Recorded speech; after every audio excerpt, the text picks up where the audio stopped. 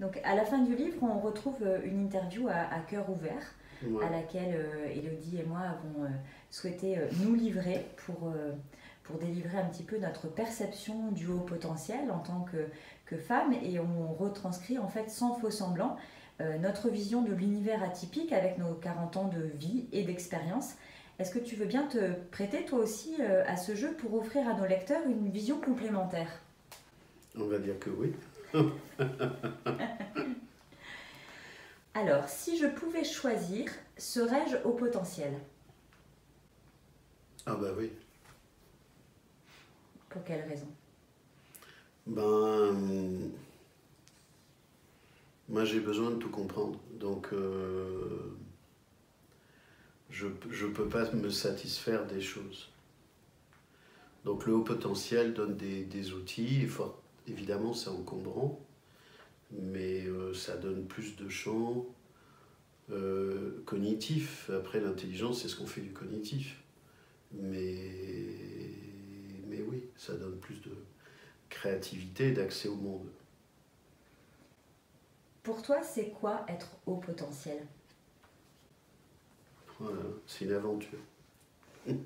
C'est une aventure qui te laisse pas tranquille parce que t'as pas le choix. T'es né comme ça, faut te démerder avec. Que ça te plaise ou pas. Donc entre est-ce que c'est un encombrement, une malédiction, une chance, c'est le hasard de l'histoire familiale, des rencontres, de ce que les autres ont fait de nous, de ce qu'on nous on a fait, de ce que les autres ont fait de nous. C'est une aventure. C'est une aventure qui peut autant être une malédiction qu'un cadeau. Ça dépend de l'histoire familiale et ça dépend de ce qu'on a fait. Ça peut être un gâchis aussi. Personnellement, tu le sais depuis combien de temps te concernant? Moins d'une vingtaine d'années, mais j'ai plus en tête 2002, 2003, je crois. Et par quelle phase tu es passé lorsque tu as découvert le sujet? Ah, la phase machine de guerre, avion de chasse, c'est-à-dire que quand on me l'a dit, je remercie toujours la personne qui me l'a dit. D'abord, j'ai dit c'est des conneries, parce que sinon ma vie aurait été autre, ce qui est vrai, elle aurait été autre. Après, quand elle m'a expliqué ce que c'était, ben, j'ai dit c'est évident. Donc pour moi, dans la seconde qui suivait, c'était juste une évidence. Donc après, j'ai fait un test parce que j'ai bien tout contrôlé. Donc la psy a bien compris que je venais lui scanner la tête et que je venais scanner le test. Et après, j'ai multiplié par 100, par 1000, mes adaptations, mes inadaptations, mon côté chiant, mon côté asocial, et j'ai lâché les chiens. La remarque qui t'a le plus touché lorsque tu en as parlé? J'en ai deux. Alors j'ai celle de ma mère qui m'a parlé de sa tarte tatin, que d'habitude elle a des pommes qui sont différentes, que d'habitude la tarte elle est meilleure parce qu'elle n'a pas les mêmes pommes, et que d'habitude sa tarte tatin elle est réussie. Et la deuxième remarque alors? T'en évoquais deux. Ça c'était encore plus destructeur que je craignais. Et les remarques en fait qui sont les plus fréquentes quand tu fais un coming out, quand tu en parles, c'est un silence sidéral. C'est le plus souvent ce qui se passe quand un atypique veut parler de ça. En face, il a un grand silence. C'est terrible. En quoi ça a changé ta vie de le savoir? Ben, ça a changé ma vie. J'ai été devenu chiant, mais encore plus, mais consciemment. Ça m'a coûté un divorce, mais avant. Ça m'a changé la vie, c'est que ça m'a donné des autorisations. J'ai toujours pas vu mon plafond. Ça m'a donné des autorisations, ça m'a donné de la légitimité. J'ai appuyé sur l'accélérateur, en fait, j'ai vu que j'avais plein de vitesses que je connaissais pas.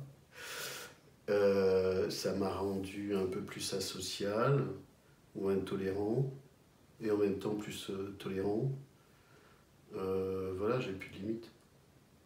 Qu'est-ce que tu t'autorises depuis que tu sais ton haut potentiel Sur que la tu ne danse, t'autorisais pas avant, oui? j'ai raison. De quoi? De tout. Dans deux fois, j'ai pas raison. Mais en fait, quand je sais que j'ai raison, j'ai raison. Qu'est-ce qui t'énerve dans la douance? Les autres. Les autres, c'est-à-dire? Tu n'es pas au courant. Ce qui m'énerve, non, ce qui m'énerve, c'est l'inintelligence. Moi aussi, je suis inintelligent, donc c'est pas. Quand je parle d'inintelligence, je parle de la bêtise, je parle de la méchanceté. On est tous limités, donc ça, j'accepte. Enfin, moi, j'accepte pas mes limitations à moi, mais j'accepte en fait plus facilement les limitations des autres. Non, c'est la méchanceté. Ça me rend fou. Alors, j'ai plutôt tendance à tirer à vue. Qu'est-ce que tu aimerais mettre en avant dans la douance? En fait, la douance, c'est un élément, ce qui fait symptôme du système et d'une culture. Donc la douance, c'est la diversité. Donc c'est aussi l'autisme, c'est le TDA, c'est les DIS, c'est toutes les maladies auto-immunes, c'est les handicaps, c'est l'autorisation d'être différent et de ne pas avoir des ânes qui font chier tout le monde. Enfin voilà, je suis vite énervé. Donc c'est ça. Moi aussi, je peux être un âne qui fait chier tout le monde. Mais je dis, en général, je suis un peu au courant quand je le fais. Mais c'est cette méchanceté gratuite. Ça m'énerve. Donc la douance, elle parle d'un système, c'est pas la douance pour la douance. C'est la douance qui vient faire symptôme d'une culture, d'un système et des modes relationnels. Personnellement, pour toi, te concernant, qu'est-ce qui est le plus difficile? Qui est que 24 heures par jour. Alors j'essaie de rentrer 72. Puis j'ai un autre truc que j'avais pas prévu, c'est que je vieillis et je pensais que j'allais contrôler la pendule. Donc il semblerait qu'un jour, il y a un truc qui se casse. Sinon, je me débrouille. Qu'est-ce que tu adores personnellement dans la douance? L'intelligence n'a pas de limite. Et autre chose, puisque je travaille aussi avec des gens très intelligents, c'est au-dessus de 145, au-dessus du test, au-dessus de 160, c'est que plus les gens sont intelligents, plus ils sont gentils. Donc quand je dis que j'aime l'intelligence, c'est que j'aime la gentillesse, la profonde, réelle gentillesse. Une représentation que tu voudrais battre en brèche? Ce qui me dérange beaucoup, c'est toutes les confusions qu'on voit aujourd'hui. La douance, globalement, les sujets, les gens ne savent pas très bien ce que c'est, parce qu'ils ont une représentation du cliché. Pour moi, dans les clichés, il y a des gens qui ne sont pas surdoués. Ils sont surperformants, ils sont surnormaux, mais ils sont normaux. Ils peuvent avoir plus de 130, mais ils sont normaux. Ils ne sont pas surdoués. Ils sont surperformants et corrides, point barre. Mais ils n'ont pas les caractéristiques des surdoués. Donc ça requiert beaucoup de précautions, beaucoup de vigilance, beaucoup d'attention. Donc c'est pas de faire des trucs comme ça. Et puis le test, quoi. Alors je ronge mon frein, j'attaque gentiment les tests, mais j'ai des bombes sur les tests. C'est pas possible, quoi. Il y a un problème avec toute cette croyance collective autour du test, qui est, comme disent certaines personnes, une insulte à l'intelligence. Même Wechsler, et celui dont on utilise les tests, qui disait qu'il ne fallait pas les utiliser au-dessus de 130. Donc tout le cirque autour des tests, des psys, des pratiques, des gens qui ne sont pas formés, c'est pas possible, quoi. C'est de la maltraitance institutionnalisée. Pour nos lecteurs, qui sont en mode question, Ouais. qu'est-ce que tu voudrais dire au haut potentiel? Au haut potentiel, un truc important, enfin j'ai plein de trucs à dire, mais on ne va pas avoir assez de temps. Que s'ils veulent se connaître, il faut qu'on comprenne le mode neurotypique. Et le langage neurotypique n'est pas quelque chose à comprendre, c'est quelque chose à apprendre. C'est-à-dire que si tu veux comprendre avec tes propres représentations, tu vas merder tout le temps. Ça ne marchera jamais. Donc tu ne peux pas comprendre les Japonais, tu ne peux pas comprendre les Papous. Il faut que tu apprennes la culture et la langue. Et bien les neurotypiques, c'est pareil. Donc il faut à la fois apprendre et pas comprendre comment fonctionne le monde neurotypique, parce que ce sont des envahisseurs, mais ils sont dominants et puis ils ont pris le pouvoir. Donc il va falloir se démerder avec ça. Mais il faut bien comprendre parce qu'ils ne le font pas exprès. Pas tous. C'est une culture à comprendre, c'est pas toute leur faute, on peut pas tout leur reprocher non plus, mais il y a quelque chose à apprendre pour interagir, et si on veut s'évaluer, il faut s'évaluer avec une cartographie neurotypique, et pas avec l'idée qu'on se fait qu'on n'est pas juste, qu'on n'est pas assez gentil, qu'on n'est pas assez ceci, qu'on n'a pas monté tous les objectifs, qu'on n'a pas attaqué tous les murs, enfin c'est juste pas possible ça. Donc il faut arrêter de s'évaluer avec une propre carte qui est fausse. Elle est notre carte à nous, elle est fausse pour s'évaluer dans un champ social. Qu'est-ce que tu voudrais dire aux personnes, aïe aïe aïe, qui ne sont pas concernées par le haut potentiel? Ce sont pas les caricatures dont on parle. Donc il y a cette série de TF1, c'est quand même un peu pourri. C'est l'espèce de marketing pour moi, pour prendre un peu la suite de cette série sur Marlowe, d'une femme un peu déjantée qui fait des conneries et qui est un peu barrée. Donc pourquoi pas faire du marketing avec les surdoués? Quelqu'un de 160 se comportera jamais comme ça. Donc au-delà des caricatures, il n'y a pas que le cliché, c'est-à-dire le petit bonhomme qui saute des classes, qui passe le bac à 12 ans et qui fait astronaute à 18. Il y en a, mais c'est pas ça. Ce ne sont pas des génies, parce que là, on est dans un autre monde. Ce ne sont pas que des emmerdeurs chiants, déjantés, comme dans cette série. Il y a aussi, comme une émission de télé où je suis intervenu récemment, où j'ai expliqué qu'il y a des managers gentils, bienveillants, mais qui ont une patience que moi je n'en ai pas, et grave, et qui sont de bons managers, et qu'il y a des gens extrêmement gentils qui dépensent une énergie folle, et qui peuvent être maladroits, eux aussi, comme les neurotypiques, on peut tous être maladroits, mais ça requiert d'être attentif et vigilant. Évidemment qu'ils bouffent de l'énergie, mais ils en bouffent aussi pour eux. Ça nécessite de discuter un peu. Pour des gens de bonne volonté. C'est pas parce qu'ils sont atypiques, qu'ils sont de mauvaise volonté. Le problème, c'est qu'on est dans une culture française. Quand j'allais, maintenant c'est un peu bloqué à Hong Kong ou à Singapour, ou même je suis allé aussi en Chine ou dans les pays anglo-saxons, le fait d'être différent est acceptable. En France, ou même en zone francophone, quand je vais en Belgique, en Suisse ou au Luxembourg, on est quand même dans des endroits contingentés avec des conventions. Mais ça parle de la convention, on n'a pas le droit d'être différent. Qu'est-ce que tu recommandes à une personne qui s'interroge? Alors, ce que je dis parfois, c'est quand il y a des doutes, c'est qu'il n'y a pas de doute. Donc déjà, c'est un bon début. Donc si elle s'interroge, c'est qu'il y a les cellules qui bougent. Pour les femmes, j'ai surtout des femmes, je leur dis que bon, il y a toujours un petit dalbotin qui dit non, non, tu racontes des conneries, bien sûr, t'es folle, parce que les femmes surdouées se pensent folles. Bon, il y a tout un truc qui fout le bordel. Et elle dit non, mais moi je collabore avec le machin qui est dans le placard, bah, il n'y a pas de doute. Donc, toutes les personnes surdouées ont une partie d'elles-mêmes qui n'a pas de doute. Qui n'a pas de doute. Mais jamais. J'en ai des milliers en réseau. Et je leur dis que je collabore avec la partie qui n'a pas de doute. Elle est toujours là. Donc je discute avec l'inconscient pour qu'il se calme un peu, qu'on lui laisse la place, on ouvre un peu le placard, on pousse les balais. Il y a toujours une partie qui n'a pas de doute. Donc c'est d'aller écouter cette partie qui n'a pas de doute et d'aller trouver des professionnels, et heureusement il y en a de plus en plus, gentils, bienveillants, qui vont les aider.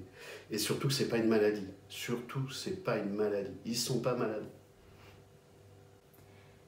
De ta perception, l'erreur à ne pas commettre pour un haut potentiel? De ne pas aller faire un test les yeux fermés avec n'importe qui. Ça, c'est très risqué. Il y a des psys qui sont bien, hein, et j'attaque la profession pour ceux qui font des tests et qui ne sont pas compétents parce qu'ils ne sont pas formés, mais il y en a qui sont remarquablement très bien, compétents, gentils, attentionnés, évidemment, des psys et des neuropsys. Donc de trouver des professionnels, j'ai perdu ta question. L'erreur à ne pas commettre pour un haut potentiel? L'erreur à ne pas commettre, d'abandonner. On ne peut pas abandonner. Un conseil douance vie professionnelle?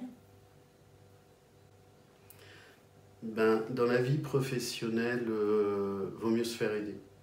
Moi, j'en aide beaucoup, pas comme moi. mais on peut vraiment gagner du temps parce qu'on peut vraiment se planter avec de la bonne volonté. Alors tout le monde ne se plante pas, hein, c'est pas rédhibitoire, mais il y en a qui vont avoir des difficultés de faux self, à ne pas savoir se présenter, à être trop transparent, à dire trop de choses. Là, il faut corriger.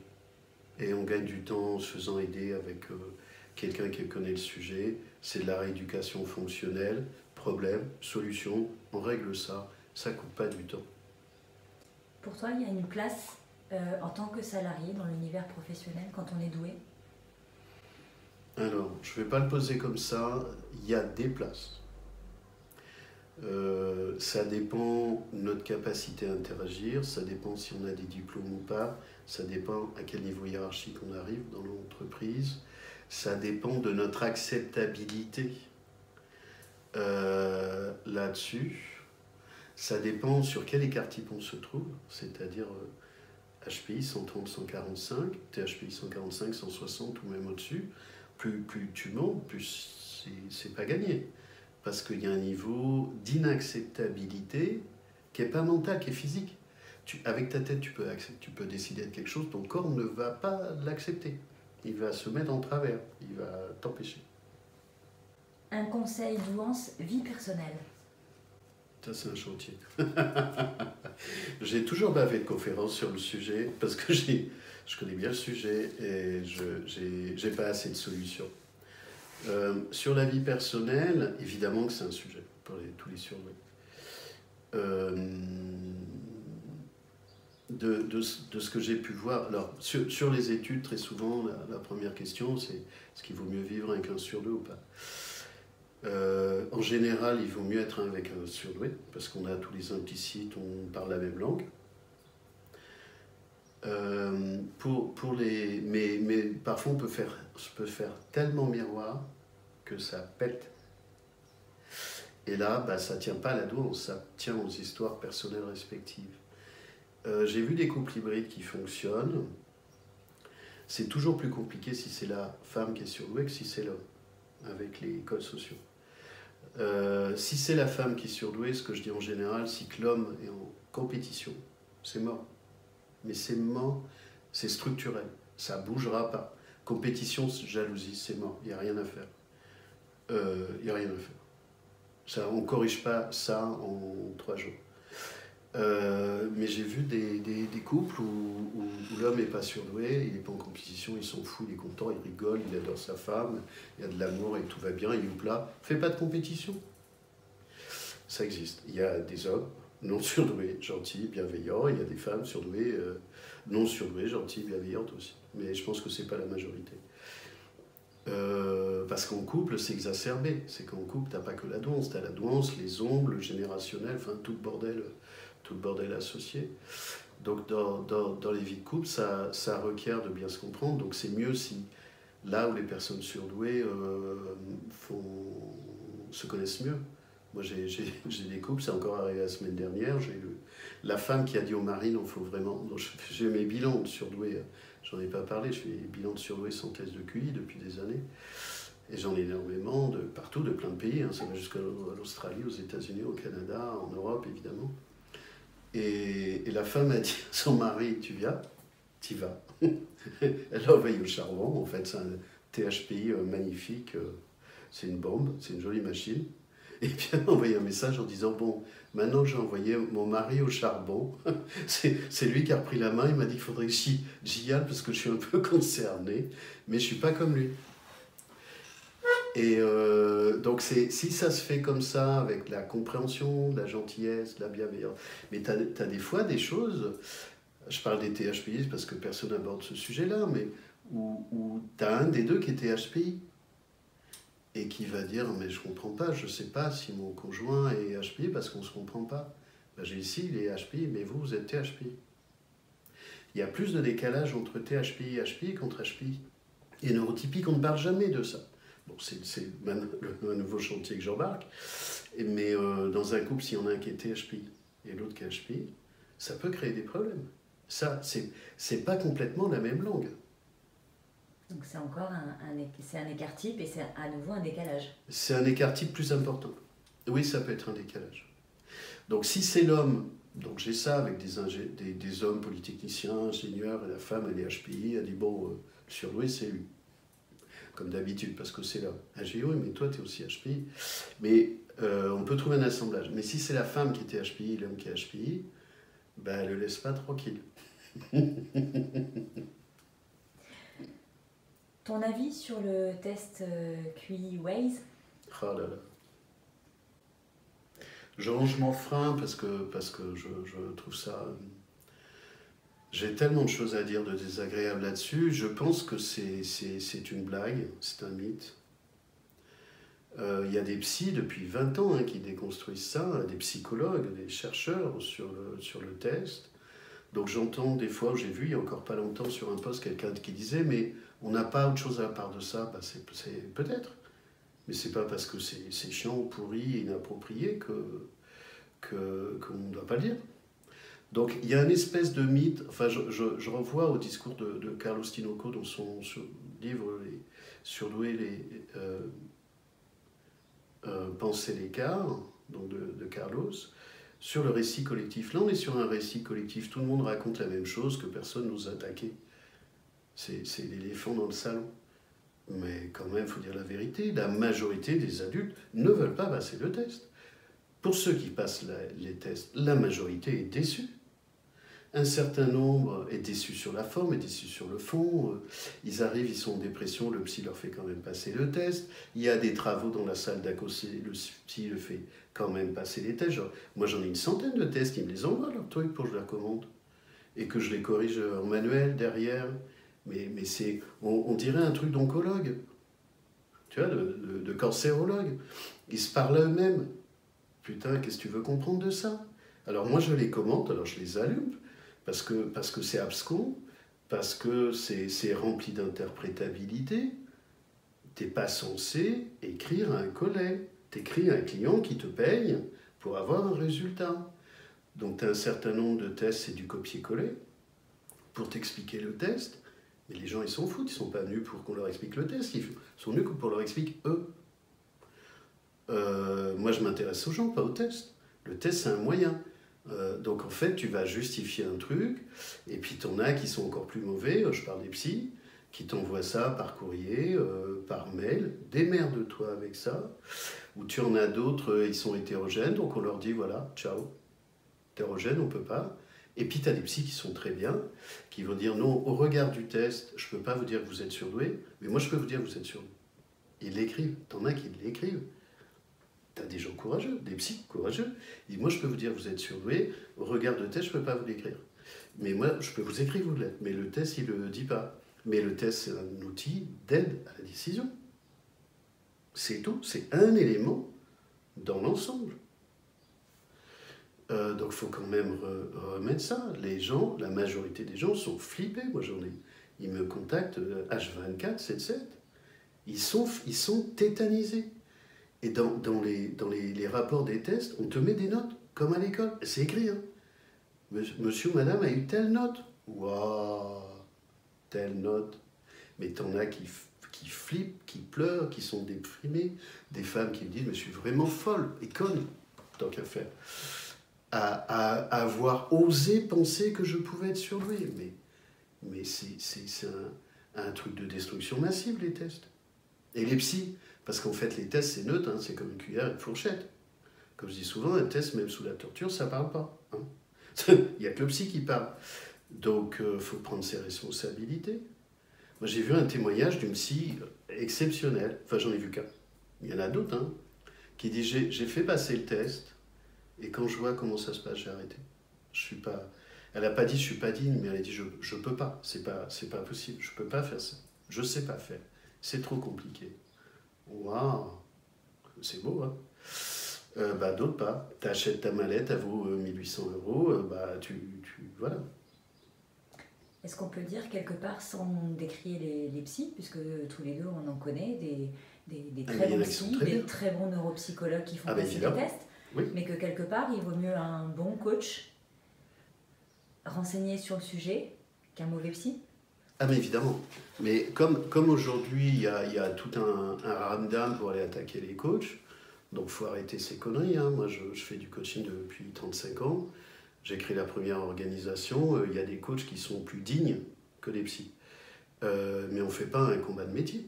Il y a des psys qui sont exceptionnels, des psy qui sont exceptionnels, des coachs aussi, puis il y en a qui sont tout pourris de partout. Et puis moi, j'ai des personnes qui viennent faire le bilan avec moi, et après qui veulent passer un test, et ils vont passer le test, et c'est très bien, et je les encourage, et je les soutiens, avec les bonnes personnes. Mais la douance n'est pas une maladie. Donc, il n'y a pas de prise en charge thérapeutique au regard de la douance. Mais on peut avoir des problèmes psychopathologiques, donc surdoué comme tout le monde. Et donc, le métier de coaching, c'est un métier qui est tout à fait digne, reconnu avec des formations depuis des années, comme le métier de psy. Il n'y a pas à opposer l'un à l'autre. Et il y en a qui font ça. C'est pour ça que tu as ouvert le réseau HPI Talent avec la référence des coachs que tu as eu l'opportunité de former. Ben oui, parce qu'il n'y a pas de formation. Enfin, Jeanne Siofachin fait des formations, mais psy, enfin, psy pour des psy, même s'il y a des coachs qui peuvent y aller. Et moi, j'ai des gens, ils sont allés se former chez elle, puis après, ils sont venus chez moi. Il y en a peut-être d'autres, je ne sais pas. Mais je ne doute pas qu'il y en ait d'autres qui émergent. Vu que maintenant, c'est à la mode depuis 3 ans, donc on va avoir de fait, comme d'habitude, quoi. De tout et de rien. Ben, c'est-à-dire que la nature humaine est ainsi faite qu'il y a des choses avec des formations. Mais moi, je suis plutôt transparent. Je dis avec qui je travaille, tous les réseaux, les gens ont leurs coordonnées, les numéros de téléphone, comme toi. Il y a tout mon réseau international gratuit, bénévole. Il n'y a rien à prendre parce que l'intelligence, ça ne se vole pas. Moi, ça va être une bonne chose, sauf si on est équipé, mais dans ce cas-là, ce n'est pas du vol. Donc moi, je fonctionne en mode collaboratif. Et après, je suis extrêmement exigeant et un peu tyran. J'ai suivi une de tes formations, je peux dire que j'ai pas trop souffert, ça va. Mais j'ai beaucoup appris. Ben, j'espère bien, c'est-à-dire que moi, j'aime pas faire de la soupe. J'aime pas faire des trucs. Je peux pas, c'est plus fort que moi. Donc je veux avoir vraiment des contributions de la matière, je veux comprendre. Et il y a tellement de choses à comprendre sur ce sujet-là, comme je l'ai fait sur les femmes surdouées, comme je le fais maintenant sur les THPI. Il n'y a rien en France, il n'y a rien en Europe. Il y a des travaux aux États-Unis intéressants. J'ai vu quelques trucs chez Marianne Bélanger au Canada, mais je trouve ça léger. Sur ce truc-là, par ailleurs, elle a fait des choses exceptionnelles sur les doubles exceptionnels. Marianne Bélanger, c'est exceptionnel. Elle a fait un excellent boulot. Un nouveau truc qui émerge, donc je travaille en cours, c'est sur la danse invisible. Tout ce qui fait que les surdoués ne pensent pas qu'ils le sont. Ça, c'est un vrai sujet. Ah ben là, je remplis des pages. Donc c'est une prochaine journée pour la fin de l'année. On pourra faire une autre interview. Tu nous présenteras le projet. Est-ce un gâchis de ne pas se savoir au potentiel? Ah oui, bien sûr. En fait, c'est un gâchis parce que quelque part, il y a un truc dans l'inconscient, dans le subconscient, je ne vais pas me battre contre les deux, parce que tu ne t'autorises pas. Et en fait, c'est comme si tu appuyais un bouton pour ouvrir des portes. Ouais, c'est un gâchis. C'est un gâchis parce que tu ne t'autorises pas, tu ne te permets pas, tu n'es pas légitime, tu ne te défends pas, comme le font plus pour les femmes qui ne savent pas se défendre. Mais ce que je vois sur les THPI ou les TTHPI, donc 145, 150 ou au-dessus, c'est que, comme je dis maintenant, je leur allume la lumière. C'est-à-dire qu'ils ne savent pas qu'ils étaient... Je leur explique en quoi ils sont d'une intelligence supérieure, sur leur fonctionnement cognitif, je leur dis on ouvre le capot et puis on va les taper dans le moteur. Donc je leur explique le moteur, on démonte les pièces, et je leur explique ces pièces-là que même les HPI ne l'ont pas, ou leur rapport au monde, ou leurs incommunicabilités, au monde, ou leurs formes d'associabilité. Et en fait, si je ne vais pas allumer la lumière, c'est comme si... Ils tournaient en 4e, en 5e, mais qu'ils ont beaucoup plus de vitesse possible. Et de vitesse, c'est un peu pour moi, dès qu'on passe sur THPI, ce sont des êtres quantiques. Donc j'utilise la physique quantique, la théorie des cordes, ou des gens sympas comme Hegel, que j'aime beaucoup, qui a écrit un bouquin sur la phénoménologie de l'esprit à 27 ans. C'est beau l'intelligence. Mais en physique quantique, par exemple, tu as des... On va passer, enfin, il va passer en 4D, en 5D, en 6D, et ça correspond à des formes de vision intérieure de THPI. Ça ne veut pas dire que les HPI n'ont pas ça, mais la densité, c'est monté en série sur les THPI. Ce que je dis des fois, c'est que les THPI ont en série ce que les HPI ont en option. Quand tu croises un autre haut potentiel, tu le reconnais à quoi? Beaucoup au regard. Avant qu'il parle, je regarde comment il bouge dans le système. Il va bouger différemment. Beaucoup de surdoués, je leur dis, mais une Ferrari, ça ne fait pas le même bruit qu'une Clio. Et ça, les autres s'en rendent compte. Donc je vais le voir au bruit, je vais voir sur comment il bouge dans le système, puis je regarde les yeux. Les yeux, c'est des tourelles. Il y a une densité, il y a une intensité, il y a une concentration. Ça, c'est avant qu'ils aient parlé. Donc j'ai des trucs qui clignotent, puis des fois je vois rien. Beaucoup de femmes surdouées, elles sont éteintes, mais éteintes de chez éteintes.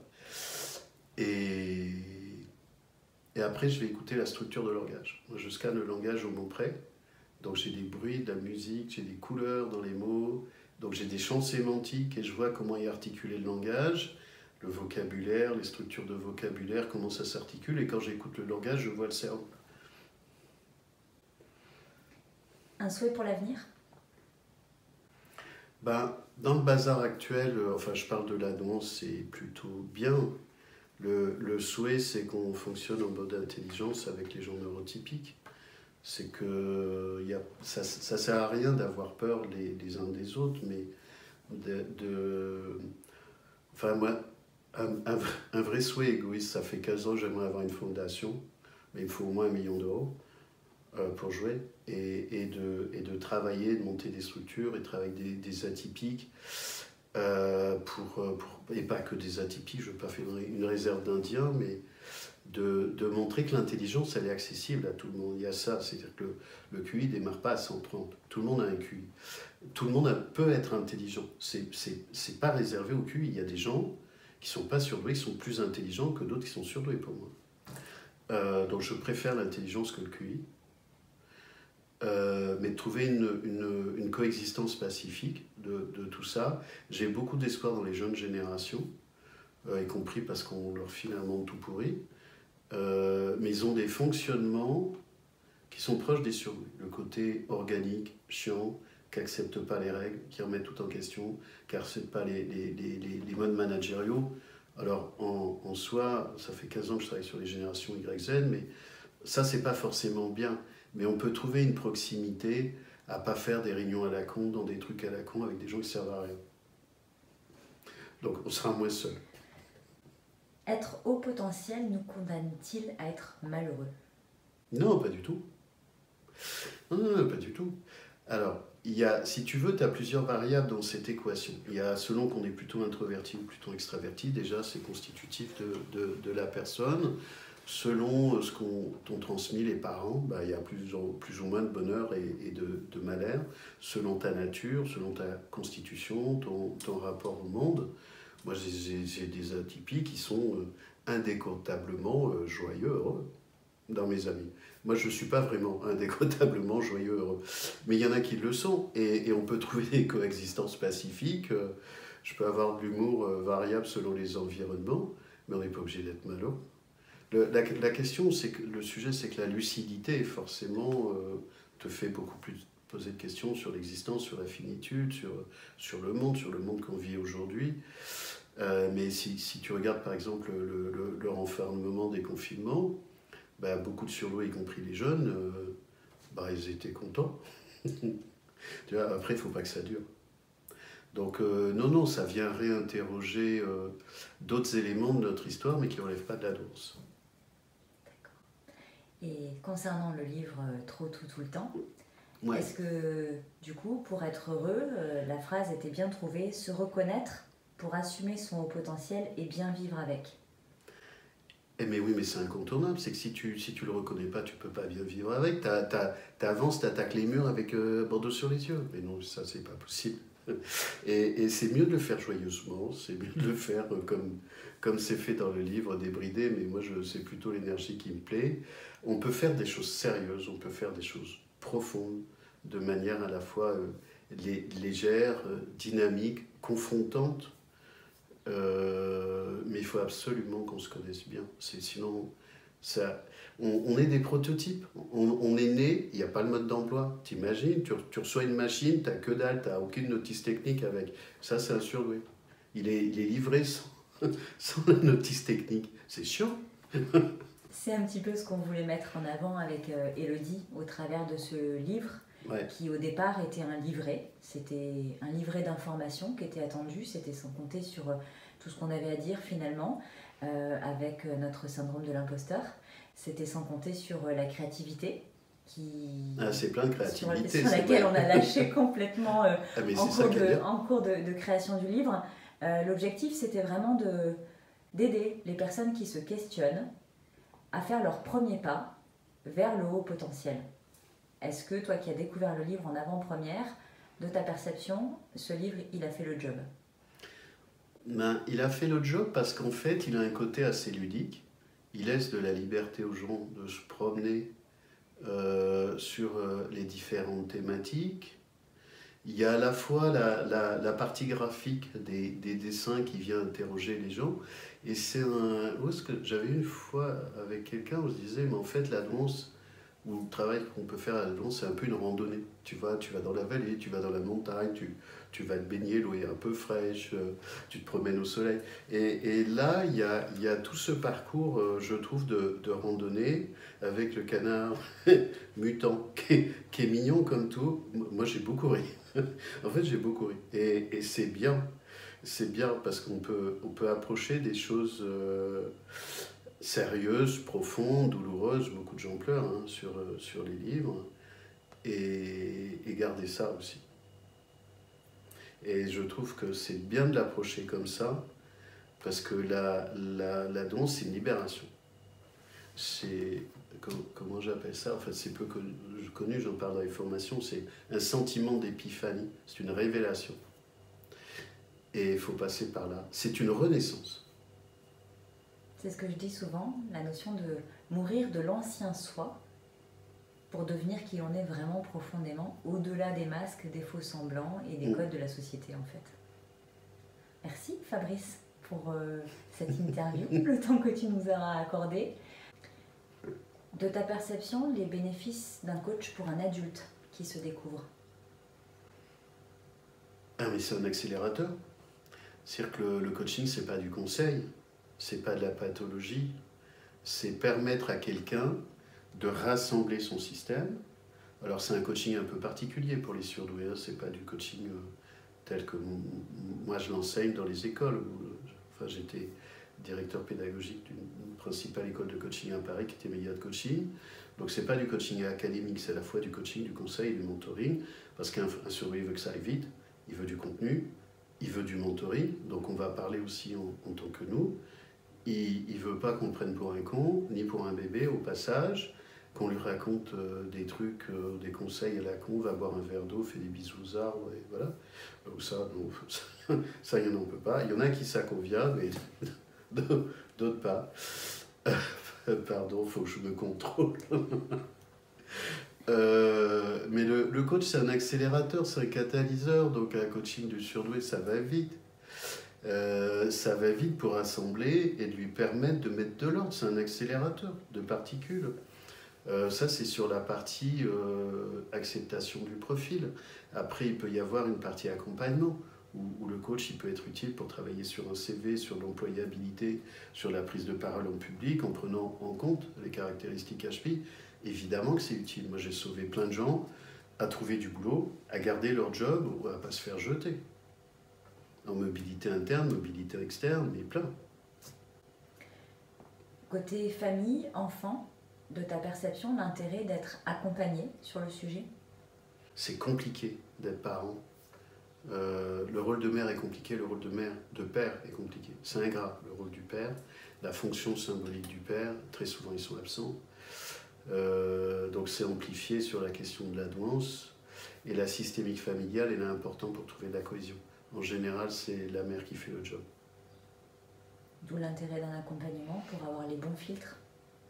Pour avoir des conflits, pour avoir du soutien, mais bien reconnaître chez les parents le burn-out, la difficulté en tant que parent sur la systémique familiale et sur les enfants. Un truc, par exemple, parce que je vois, ça c'est sur les petites filles, quand je reçois de temps en temps avec les familles, elles foutent le bordel avec les parents, petites filles. Et je teste les femmes qui me disent que c'est ça qu'elles ont fait avec leur mère souvent. C'est-à-dire que les jeunes filles, pré-ados, tu vois, ça commence 11-12, jusqu'à 14-15, tu as une énergie qui monte, le corps qui se transforme, tout ça. Quand tu es une centrale nucléaire, forcément, c'est amplifié.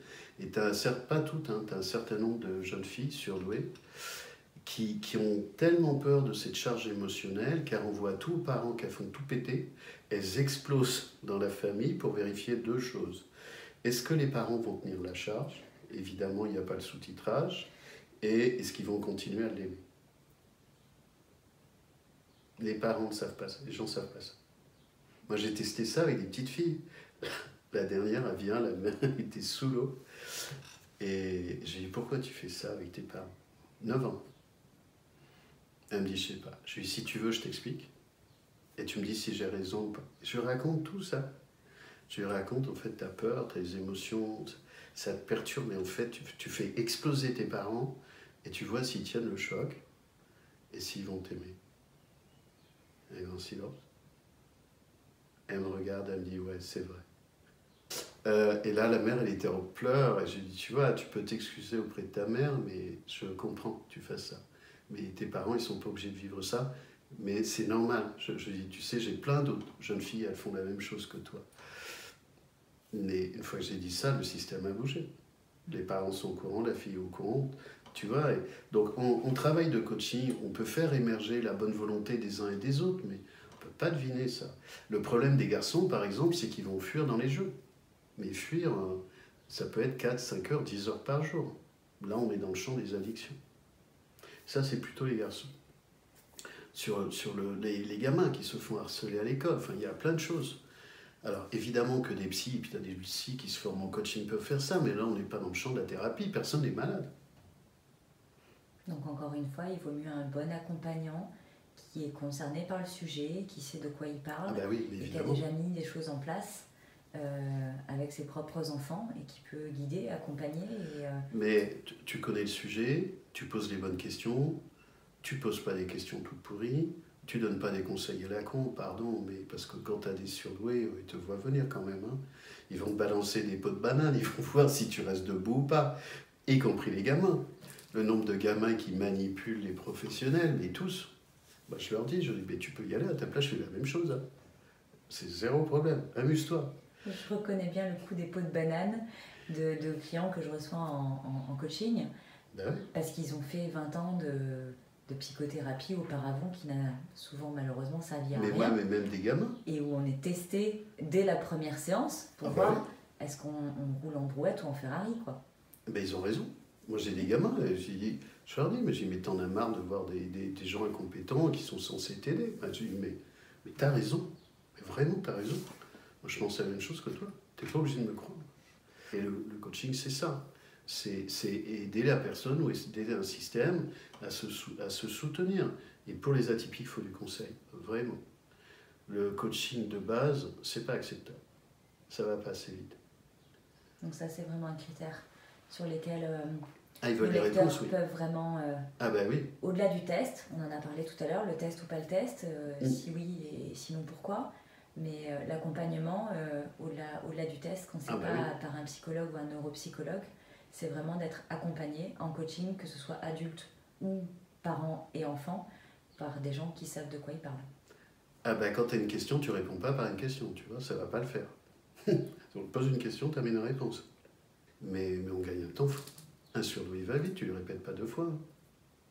Alors on va le dire qu'une fois, pour clôturer cet entretien qu'on avait déjà clôturé il y a 10 minutes. C'est la vie. Hein. Mais on est bien là, tranquille, dans ta cuisine, en train d'échanger sur un sujet qui nous passionne. Pour tous ceux qui cherchent un accompagnement, au-delà du livre qu'on propose avec Elodie tout le temps, et si j'étais au potentiel, pour faire ses premiers pas sur le sujet. L'accompagnement que moi, Audrey, je propose auprès des adultes, ou que Elodie propose auprès des familles et des enfants. Tu as aussi, on en parlait tout à l'heure, le réseau HPI Talent, Ouais. où tu as référencé un nombre de coachs assez conséquent dans le monde, Ouais. et aussi des professionnels de l'accompagnement du haut potentiel. À quoi on se connecte pour avoir accès à ces informations? Donc le portail international, c'est HPI Talent. Donc il y a le réseau international avec tous les groupes régionaux en France à l'étranger. Et il y a le réseau Gifted. Donc ils sont des professionnels concernés, ils sont tous concernés, et qui travaillent sur le sujet avec leurs couleurs, leurs singularités. En proximité, il y en a dans différentes régions et à distance. Merci beaucoup Fabrice. Merci Audrey. À bientôt.